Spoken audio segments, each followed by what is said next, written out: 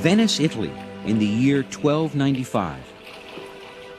Marco Polo returns to his family home after spending 24 years in the fabled land of China, where he learned the secrets of the Orient in his position as advisor to the great Mongol ruler of China, Kublai Khan. His relatives had given him up for dead, and so when the shabby Marco Polo showed up at the family door, looking more like a Mongol than a Venetian, they would have nothing to do with him. But their memories were quickly refreshed when his saddlebags revealed secret treasure: gold, diamonds, jade, and a strange white translucent incense burner. They'd never seen anything like it. When pieces of Chinese porcelain, like this one, were first seen in the West, they were so rare and exquisite that they very quickly became more valuable than gold. Why? Because Europeans really had no idea how porcelain was made. It was to become a mystery that would baffle and enchant the West for centuries.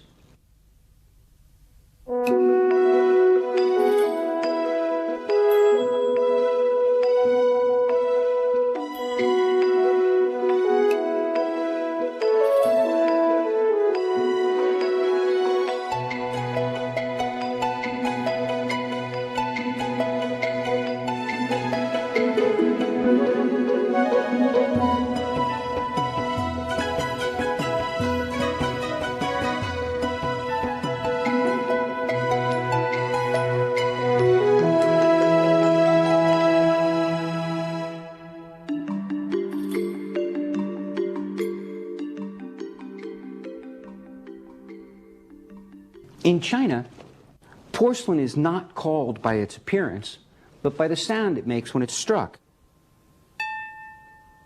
The clearer the sound, the higher the quality. So where do we get this word porcelain? Where does that word come from? With the death of Kublai Khan, the Mongol Empire went into rapid decline, and in the year 1368, a former peasant and Buddhist monk, Zhu Yuanzhang, rose through the ranks to lead a rebel army which captured Beijing. He declared himself first emperor of the Ming dynasty and claimed the title of Hongwu, meaning vast military power. On the legendary Silk Road, trade between East and West continued. But, with the memory of foreign occupation fresh in their minds, Ming emperors became increasingly inward-looking, fortifying the Great Wall and eventually ordering the great overland trade routes closed. Trade continued by sea, however. Arab traders obtained rare specimens of porcelain from Chinese, Southeast Asian, and Indian merchants on the east coast of Africa. The Arab traders then carried the porcelain in their dhows up the Persian Gulf.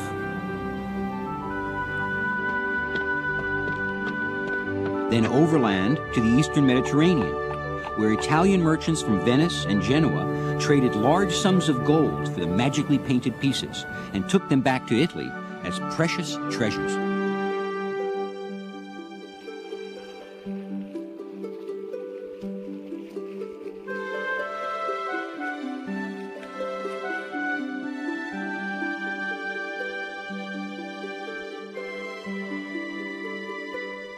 When medieval Italian merchants first saw pieces of Chinese porcelain, they couldn't believe that they were man-made.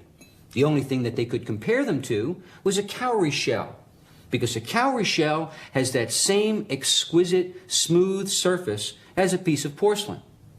Now, in Italian, a cowrie shell is called a porcellino, a little pig, because it kind of looks like a little suckling pig. Hence, our word, porcelain. The Europeans were immediately obsessed with the secret of porcelain manufacture, leading to all kinds of crazy theories. Some thought it was crushed eggshells. Others thought it was a special fish paste, which they would leave to ripen in the earth for 100 years. No wonder it would be centuries before the Europeans would even begin to unravel the great mystery of porcelain.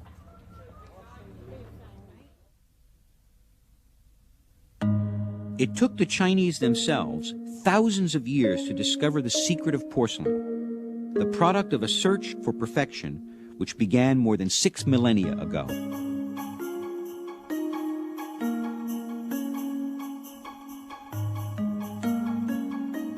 Their story began here in the fertile Yellow River Valley, the cradle of Chinese civilization, where the ancient Chinese began to farm and domesticate animals. Unlike their contemporaries in Europe, the inhabitants of Neolithic China showed little interest in carving or wall painting. Instead, they directed their creative energies to make earthenware to store rice and grain.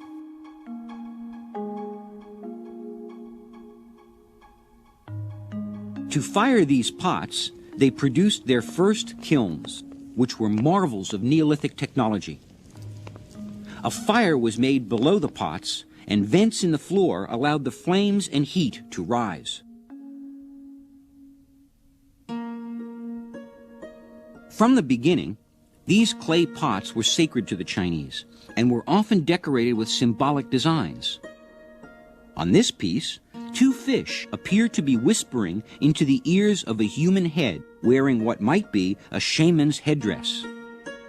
The marks around the rim were probably meant to orient the pot for ritual use. Despite its fragility, pottery is often the only material to survive the ravages of time and reveal valuable clues to the nature of vanished cultures. Scholars today are only beginning to unravel the mysteries of prehistoric Chinese pottery and its ritual significance. This is about 5,000 years old, and it's a Longshan stem cup. It was thrown on a potter's wheel in several parts, probably to give it a little bit more significance in some sort of ritual. And these stem cups have been found buried with their owners, alongside oracle bones and ritual jades. In 3000 BC, the various Neolithic cultures of China were conquered by a warlike people called the Shang. The tyrannical kings of the Shang dynasty replaced the clay pots on their altars with magnificent ritual bronzes. These miraculous works of art would be treasured by the Chinese people for thousands of years to come.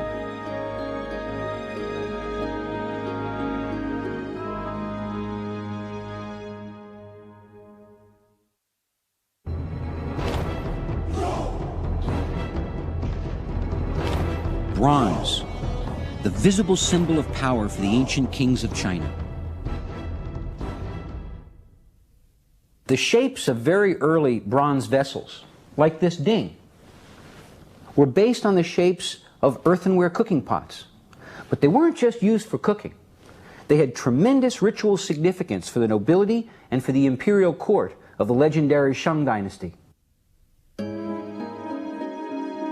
They cast huge numbers of these exquisite ritual vessels in precious bronze. In them, they would offer tribute to the gods, including wine offerings. Finely decorated, they were symbols of the divine right of Chinese kings that would in later centuries be called the Mandate of Heaven. Ceramic production grew out of the technology used to cast these bronzes. From clay molds packed in earth would come richly detailed works of art.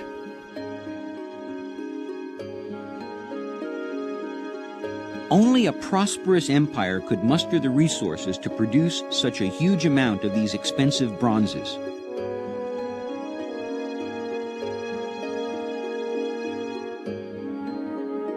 When the feudal empire established by the Shang collapsed in 771 BC, China was fragmented into many different states.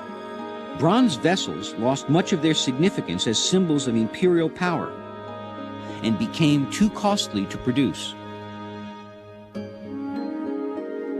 As a result, bronzes were replaced by ceramics as the sacred vessels of the Chinese.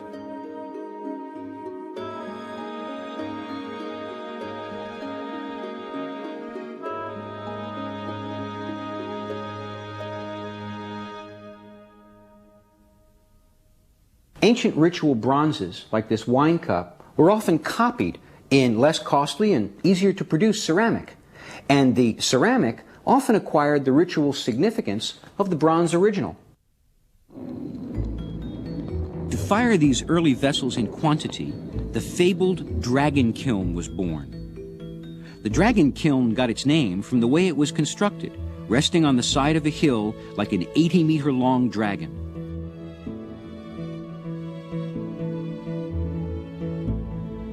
The enormous belly of this dragon kiln could hold over 3,000 pots.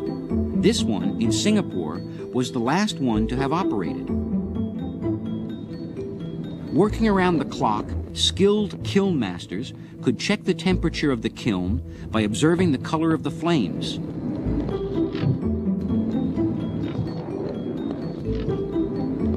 By the time the flames died, the dragon would have consumed an incredible 6 tons of firewood.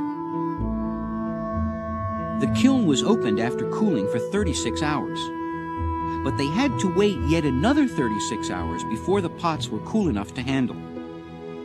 As early as the Shang dynasty, potters unpacking the kilns noticed that ash had fallen on the pots and formed spots of shiny glaze.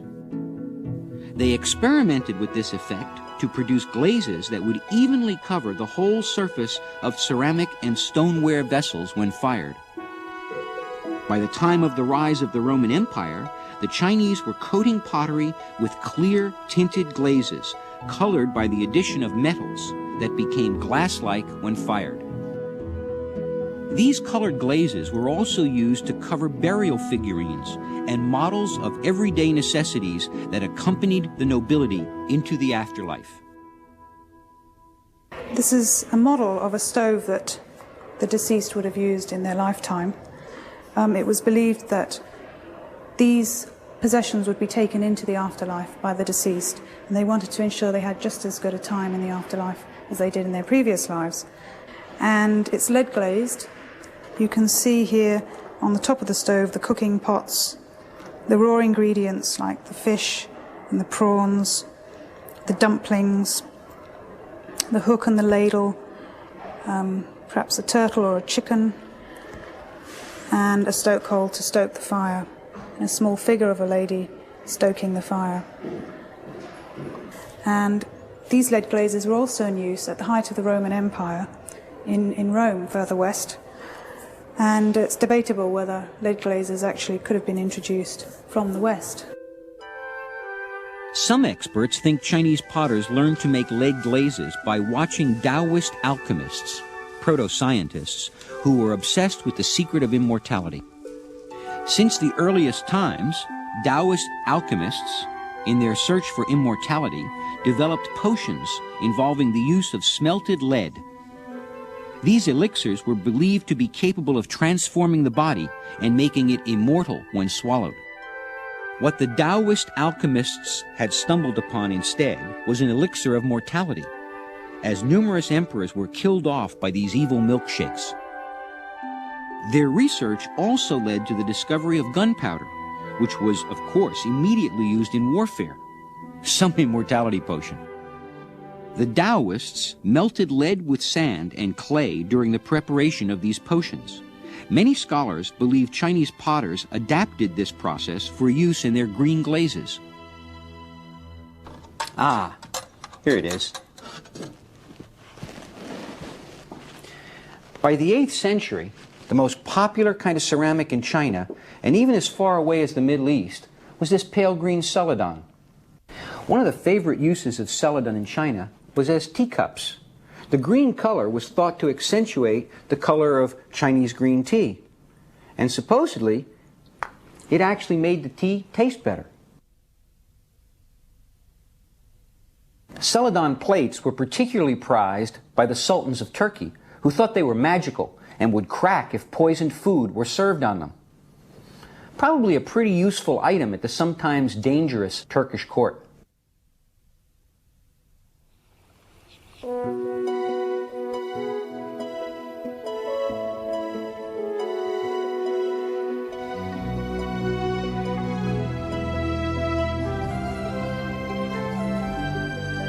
Nestled in the mountains of Shanxi province in western China is the remote village of Chenglu. Far removed from the changes sweeping through modern China, the villagers here were making celadon for the Chinese court as early as the 10th century. 9 centuries later, that tradition lives on.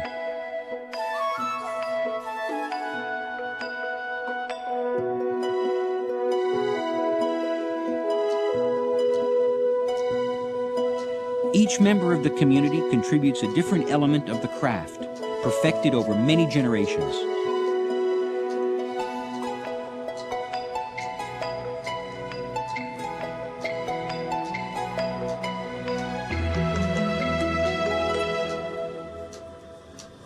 Even though this potter's wheel now runs on electricity, ancient methods of throwing and shaping the pottery endure to this day.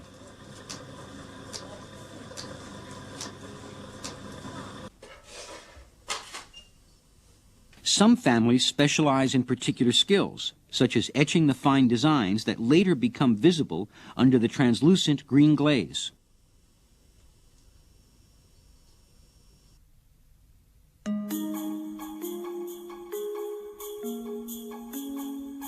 And where wood was once used to fire their kilns, these days coal is the only fuel to be found in their deforested mountains.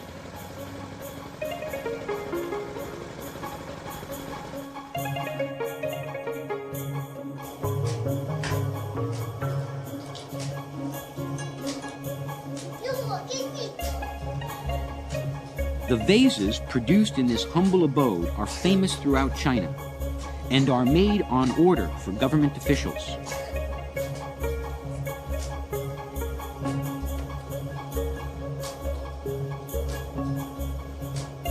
Perhaps this man's ancestors were similarly appointed to supply the imperial court. Although he is unlikely to ever live in the comfortable modern environments now decorated by his vases, he is proud of his craft and remains true to its heritage.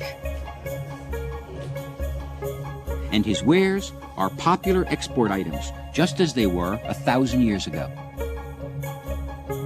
The traditions of Chenglu village are passed from generation to generation with little or no change, save for the occasional satellite dish.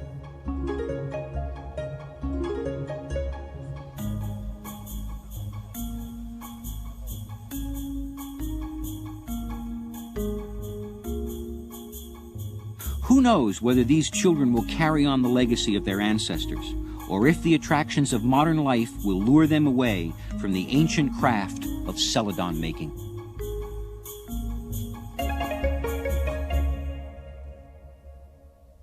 In Chinese, these green celadon wares are called simply, well, green.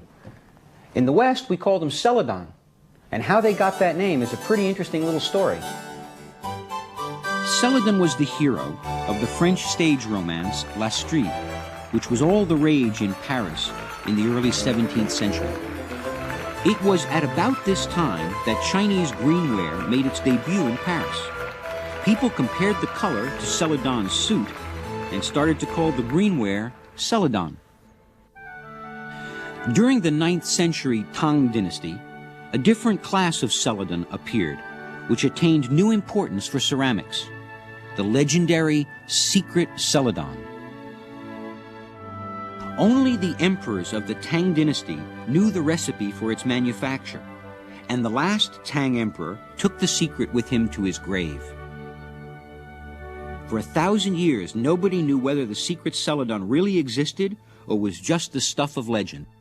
Until, in 1981, an earthquake caused a partial collapse of this ancient pagoda. As workers were clearing up the rubble, they discovered stone slabs under the base of the fallen pagoda. When they lifted the slabs, in the beam of their flashlights, they saw something glistening below.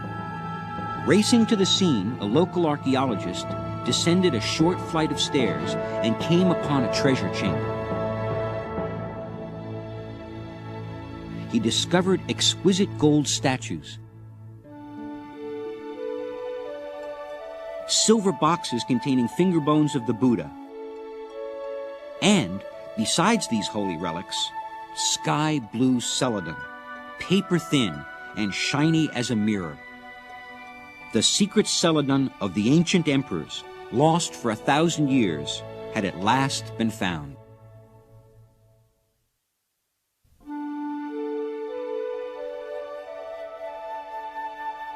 Jade, more valuable than gold to the Chinese. A symbolic link of communication between heaven and earth, of exchange between man and the spiritual world. One emperor traded 15 cities for a single jade sculpture that he could hold in one hand.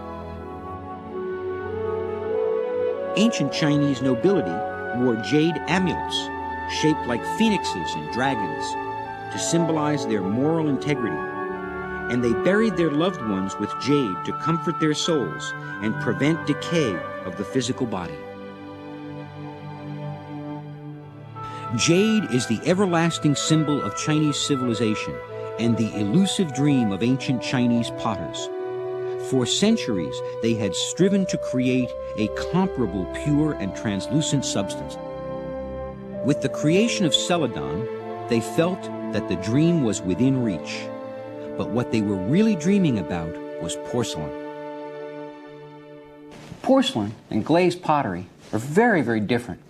This piece of celadon, for instance, is an iron-based green glaze over stoneware. With porcelain, the body and the glaze are fused together into one glass-like substance. So, when porcelain, as we know it today, was invented during the Tang Dynasty around the year 700, the Chinese potter had finally attained his elusive dream of producing a pure, translucent material with many of the qualities of precious jade. This breakthrough came about by combining two ingredients which the Chinese call the flesh and bones of porcelain, a special fine white clay called kaolin and crushed feldspar rock. And by attaining kiln temperatures of 1300 degrees Celsius, body and glaze were fused completely. This formed a glossy, translucent ware that produced a clear ring when struck. With this refinement, true porcelain had finally been invented after thousands of years of trial and error. As soon as it was invented, porcelain became highly prized. But for 500 years, glazed stoneware still held its place as the most prestigious of Chinese ceramics. The most famous, most sophisticated wares of China were produced in and around the ancient capital of Kaifeng, today a sleepy industrial town.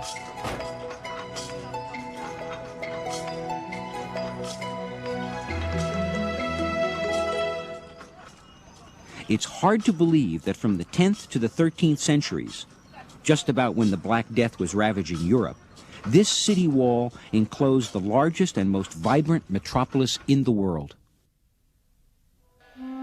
The scholar officials of this northern Sung period were great connoisseurs of antiques and ceramics and became investors in and patrons of many kilns. The emperor, Huizong, brought these distinguished artistic tastes to the Dragon Throne in Kaifeng in the year 1100. Here at his palace, the emperor amassed a legendary collection of art treasures from every corner of his realm. When it became known that Huizong wanted to commission a new imperial ware, the famous kiln masters around Kaifeng all headed to the capital with samples of their finest work to compete for the emperor's favor. One of those presented was the ivory-glazed dingware. This is a piece of Song Dynasty dingware. It's a dish with molded decoration. And the most obvious thing about this dish is that it has a copper rim.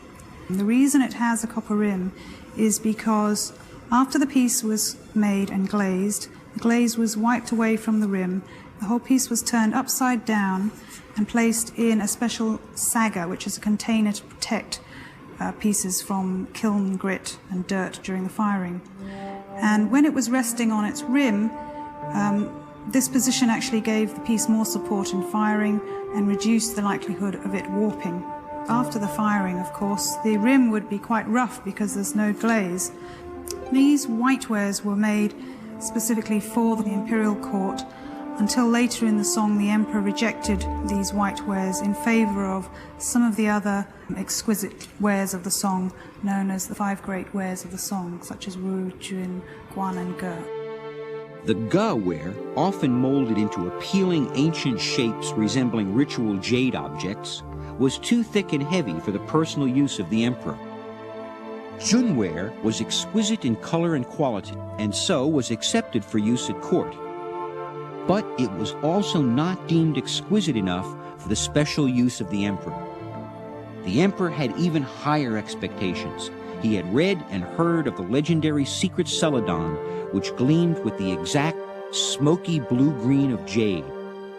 And so, when he inspected the sky blue ware of the Ru kiln, he was greatly pleased. He commissioned the Ru kiln to produce a ware the color of the sky through the clouds after rain. Today, only around 40 of these pieces remain. When the Chinese moved their capital to Hangzhou in the 12th century, the kilns at Jingdujian began making wares for the imperial court. One European painting of Jingdujian depicted a largely imaginary countryside of rustic buildings, which bore absolutely no resemblance whatsoever to the polluted industrial landscape of the city, where a visiting Jesuit priest reported in the year 1712 that many thousands of families kept kilns burning day and night. The Chinese called it the city of all-day thunder and lightning.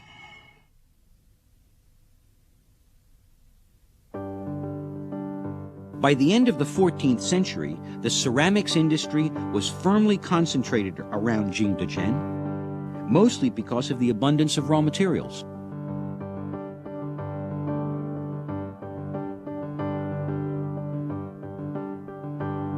Here, the Chinese set up their fabled assembly lines to churn out thousands upon thousands of pieces of porcelain to ship around the world.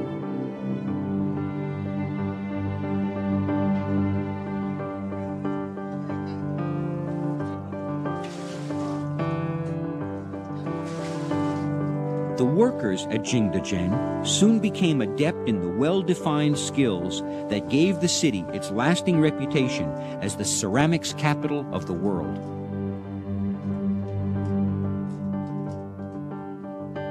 Despite most factories in Jingdujian being modernized, a careful search in the hills around the city revealed a group of men who still operate the same type of production line which 500 years ago allowed Jingdujian to dominate the international ceramics trade.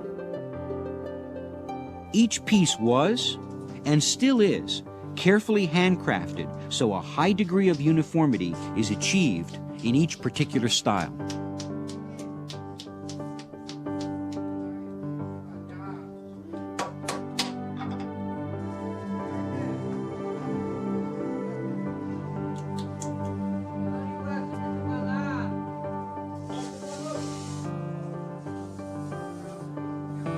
The fact that the process has resisted the trend to mechanization in an industrialized world adds to the artistic value of the pieces produced here.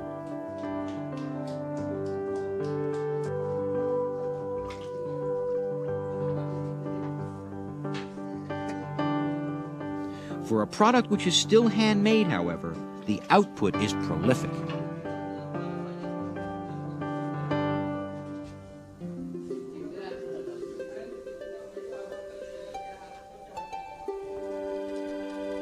The Jingdujian kilns differed from their predecessors and offered a notable advantage. They were a new type of efficient egg-shaped kiln that allowed for exact temperature control, so potters could achieve very precise color. These kilns produced the first examples of blue and white porcelain during the mid-14th century under the patronage of the Mongol court. It's a little-known fact that the famous blue floral decorative style on Ming Dynasty porcelain was not originally Chinese at all, but a style imported from the Middle East. In fact, the Chinese originally called the color Mohammedan blue, after Muhammad, the prophet of Islam. The Mongols were very interested in trade, and particularly with West Asia. And as you can see, this very rich cobalt blue decoration is a direct result of that trade, because the cobalt was imported from Iran. And they used stem cups like this for drinking some of the different types of wines that they introduced to the Han Chinese. They had a whole range of wines: fermented mare's milk, honey wine, grape wine, rice wine. And that was what these pieces were used for.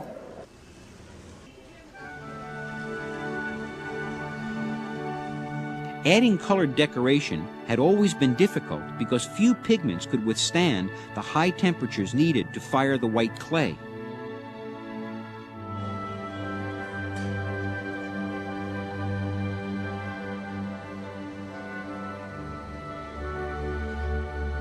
Ground cobalt, a blackish pigment imported from Iran, could be mixed with water and painted on an unfired piece of porcelain.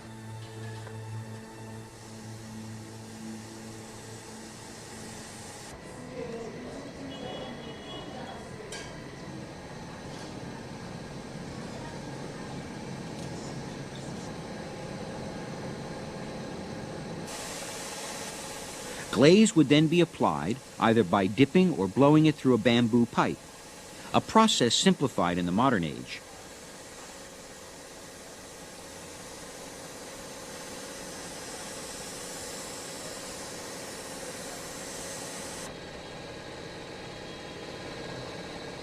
This glaze later becomes transparent when fired to reveal the intricate designs painted underneath. During firing, the cobalt turns a rich shade of blue, like a butterfly magically emerging from a cocoon. This enchanting Chinese blue and white porcelain would soon be shipped around the world, captivating Europeans and Egyptians, Japanese and Javanese alike, for centuries to come.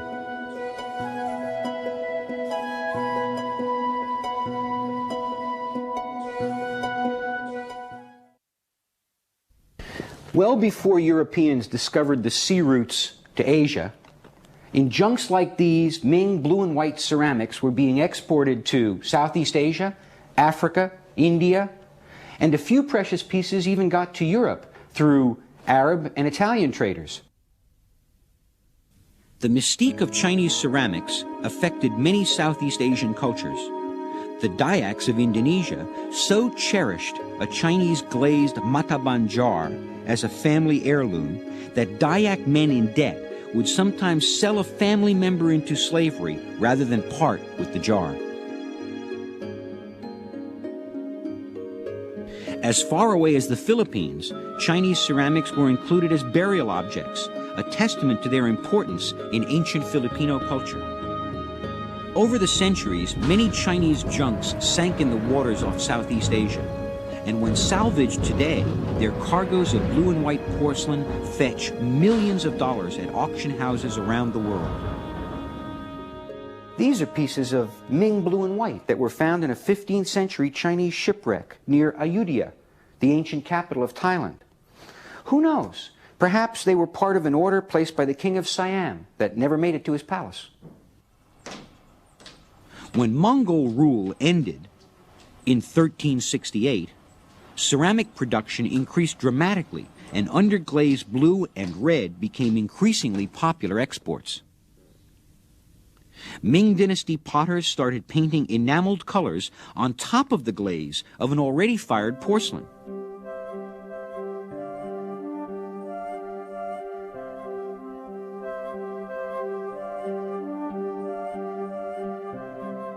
They would then fire the piece a second time to set the enamels. Overglazed enameled ceramics, like this magic square dish, were exported to Islamic markets around the world. The magic square was a mathematical model used by 9th century astrologists in West Asia. In Persia, they were used as medicine bowls, and they've also been found in India and in Indonesia. In 1494, the Ming Emperor, in the Forbidden City, still imagined himself to be the center of the universe. He could never have dreamed that the New World, including Asia, was being divided between Portugal and Spain for sea trade and colonization. At this time, porcelain was still scarce in Europe because the only source of ceramics were those Arab and Italian middlemen importing small amounts via Africa and the Middle East. Porcelain was so rare it was given as gifts by the sultans of Egypt to the doges of Venice. Porcelain also appeared in the paintings of the period, where its rarity made it a fitting embellishment to scenes of the Holy Family. But this situation changed forever in 1498, when the Portuguese navigator Vasco da Gama succeeded in finding a sea route to the Orient, establishing direct commerce with South and East Asia. By about 1550, the Portuguese and the Dutch had begun to travel in the other direction. Dreaming of the riches of the Orient, merchants sailed from Europe down the west coast of Africa and then around the Cape of Good Hope, where they caught the scents of spices and coffee on the trade winds and followed them to India. Some went on to Southeast Asia, and the bravest sailed all the way to the exotic ports of China.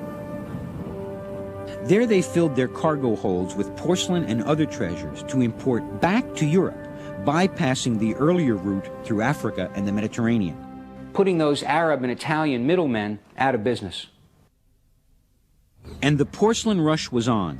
In the 16th century, Portugal, Holland, England, and France all fought for the right to import the marvelous Chinese porcelain. But Europeans were still eating off wooden trenchers, and the wealthy off pewter and silver plates. This began to change in the early 17th century, however, as more and more Chinese porcelain was shipped directly to Europe.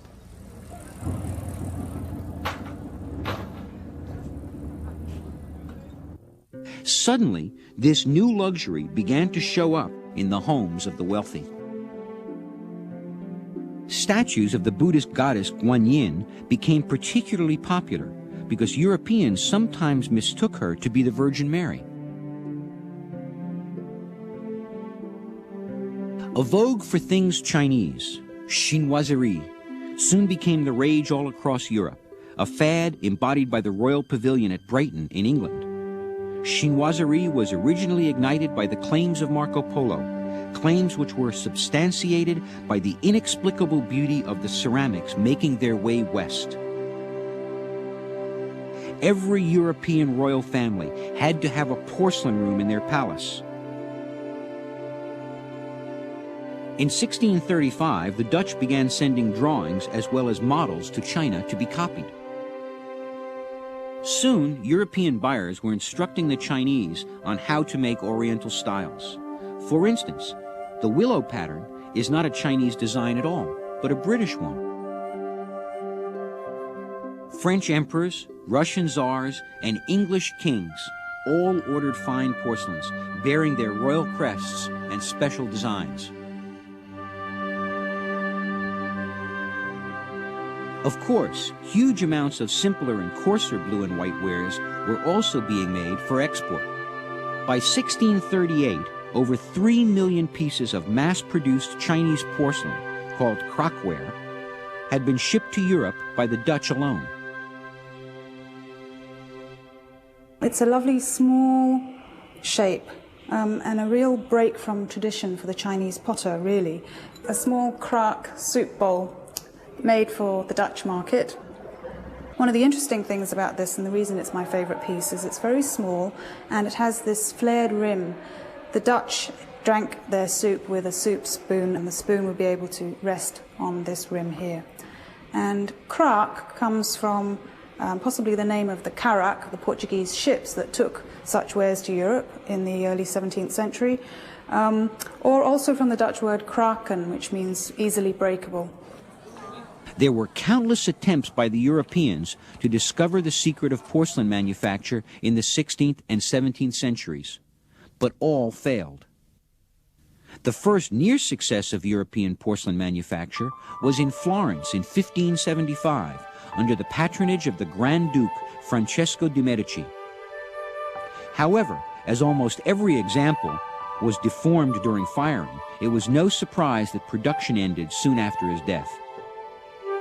Meanwhile, in China, ceramic art reached a high standard of technical perfection during the Qing dynasty, when the influx of technology and art from the West began having a significant impact on the Chinese ceramics industry. The Emperor Kangxi, who reigned for 61 years, was fascinated by Western science and culture. And so, he allowed Jesuit missionaries to join his court as advisors. These priests introduced new enamels and Western painting styles to the imperial potters. Two of these Jesuits were ordered by the emperor to work in the imperial enamel workshops.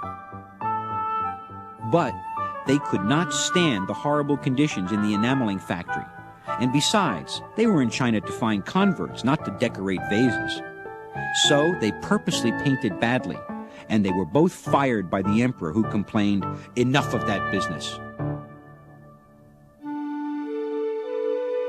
But the importation of Western enamels made possible a whole new range of colors for the imperial potters at Jingdujian, such as famille rose, which had as its principal color a delicate, opaque pink derived from gold in the enamel.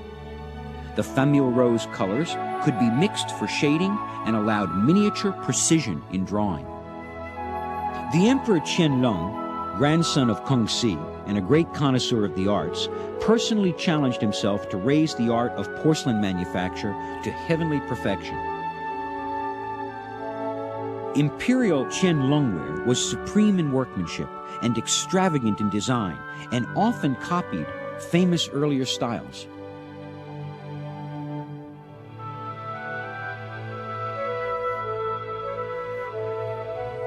His imperial potters created exquisite new colored glazes.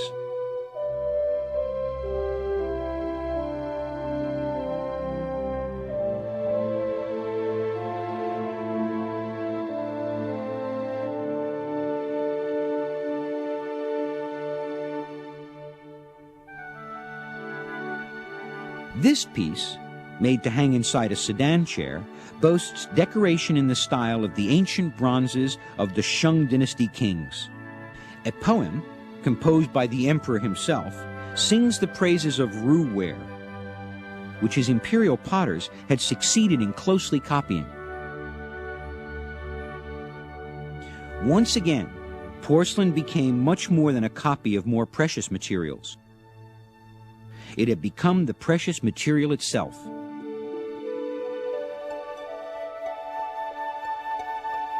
Monochrome wares were used on imperial altars. Red for the altar of the sun, blue for the moon, and yellow for the earth.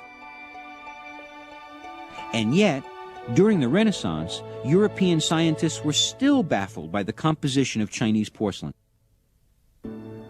Then, in the year 1709, in the city of Meissen, in the kingdom of Saxony, an alchemist named Johann Friedrich Böttger was imprisoned in a castle by Augustus the Strong, the ruler of Saxony, for having failed to turn lead into gold.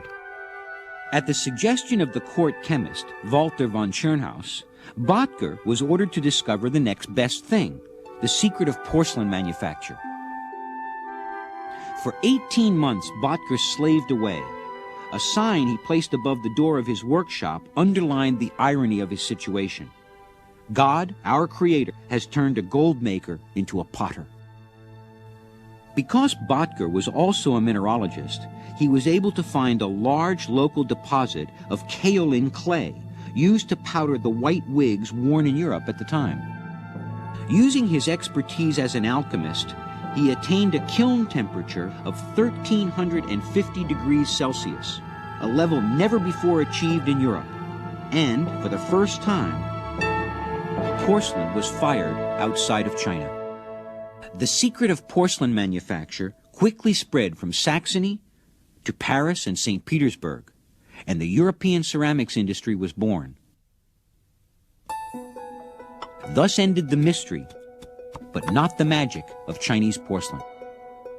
The story of the substance born in the earthenware kilns of prehistoric China, which captured the imagination of China's greatest emperors, and which has beguiled the world for so many centuries, did not end with the discovery of porcelain manufacture in Europe. Ceramics are one of the strongest, most heat-resistant materials ever made. They are at the cutting edge of high-technology engineering materials, from artificial joints to packages for super-speed computer chips. A new chapter is being written in space, where ceramic tiles protect the space shuttle from burning up upon re-entering the Earth's atmosphere. Roger, roll, Discovery. While its value as an ancient treasure remains undiminished, ceramics and porcelain may yield even greater surprises in the future.